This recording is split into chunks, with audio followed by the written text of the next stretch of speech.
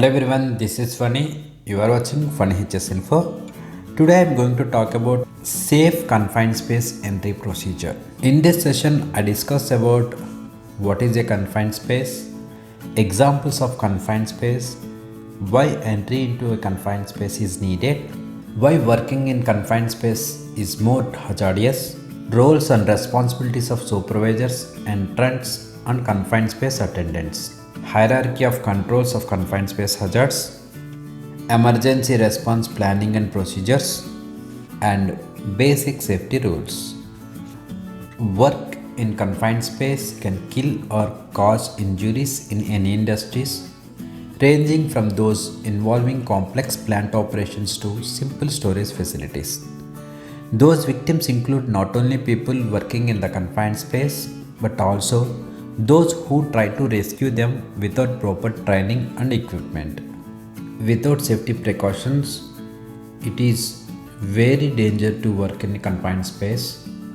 So let us see what is a safe confined space entry procedure.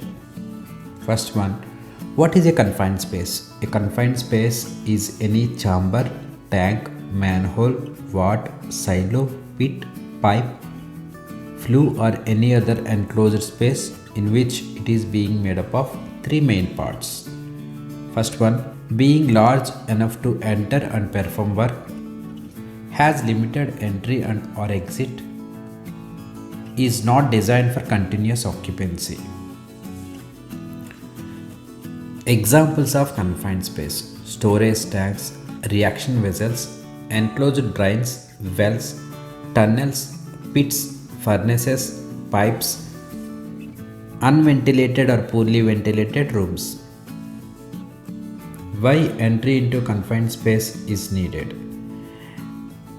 People enter confined spaces for cleaning, inspection, maintenance and repair, construction or rescue purpose. Why is working in confined space more hazardous? The hazards associated in confined spaces are fire or explosion, oxygen deficiency, presence of hazardous gases due to hot conditions, high noise levels, dust in high concentrations, etc. Working in confined space is more hazardous than the other workspaces because the entrance or exit of confined space might not allow workers to evacuate effectively. Self-rescue by worker is more difficult. Rescue of victim is more difficult. Natural ventilation alone is often not sufficient to maintain breathable air quality. Roles and responsibilities of supervisors, entrants or confined space attendants.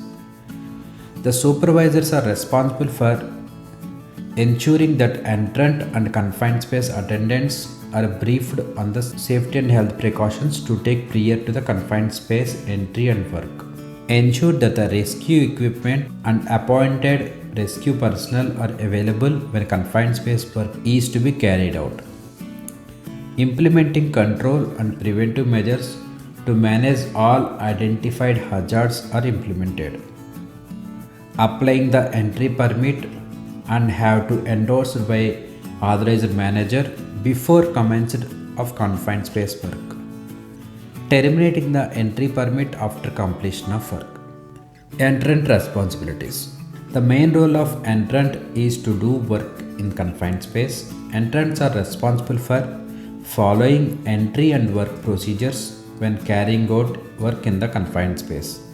Carrying a portable gas or vapor measuring instruments for continuous monitoring of the atmosphere in the confined space.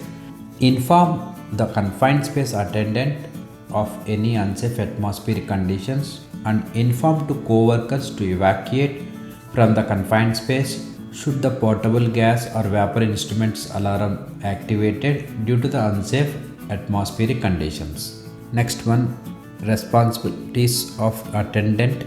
The main role of confined space attendant is to monitor entrants entering the working in confined space, maintain regular visual and verbal contact with entrants in the confined space, inform entrant to evacuate the confined space, Alert the rescue personnel to activate the rescue operation in the event of an emergency. Next one, hierarchy controls of confined space hazards. It is important to follow the steps in the hierarchy control measures to manage the identified risks. First one, elimination.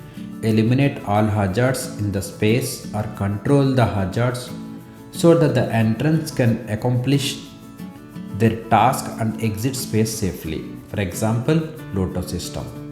Next one, second one, substitution. Instead of entering confined space to carry out an activity, consider the possibility of using alternative methods to do the job without entering. For example, using vacuum machine, an extended hose to suck out the sludge instead of having workers enter the confined space to manually remove it. Third one, engineering control. Engineering controls are physical means that limits the hazards. These includes using continuous forced ventilation with continuous monitoring of atmosphere to ensure ventilation is adequate in the confined space. These will help to maintain a safe atmosphere and comfortable work environment. Fourth one, administrative control.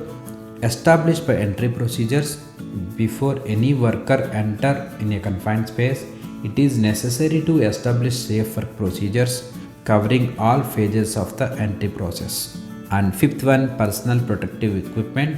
If the entry is essential, fresh air supply, respiratory protection and other required PPE must be used at confined space.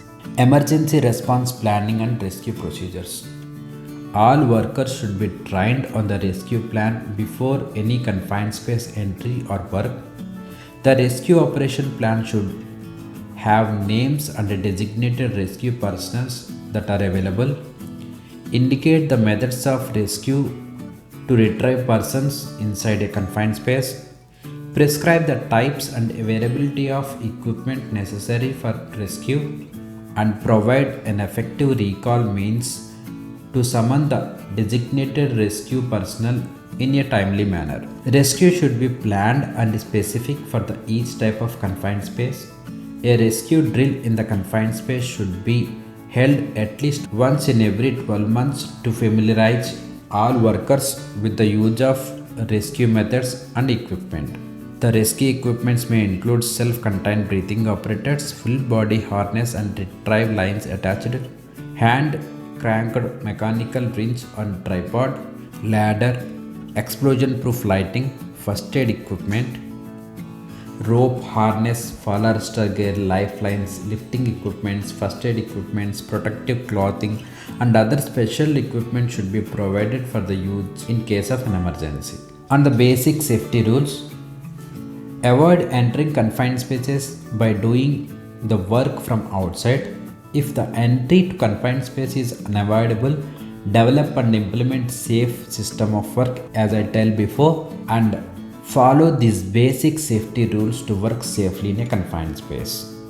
Identify all confined spaces at your workplace and label them with prominent signs to prevent unauthorized access. Conduct a training program on the hazards of confined space and conduct risk assessment prior to the working in confined spaces. Get approved work permit and work performed under supervision. Lock out and tag out hazardous equipments in the confined space. Test for the atmospheric hazards in the following order: oxygen, flammable gases and toxic or corrosive gases. Supervisors have to identify proper equipment and tools and train workers on the proper usage before starting the confined space work. At least one worker must carry a personal gas detector when working in a confined space. Appoint an entrant or standby person with log sheet. Communication between worker and confined space attendants must be maintained at all times. Ensure that there is adequate ventilation during working in confined spaces. Evacuate fast from the confined space if the portable gas detector alarm rings. Do not enter the confined space to rescue co-worker on your own. Instead, inform the emergency response team immediately and wait for help. Put the proper personal protective equipment before conducting any rescue in confined spaces.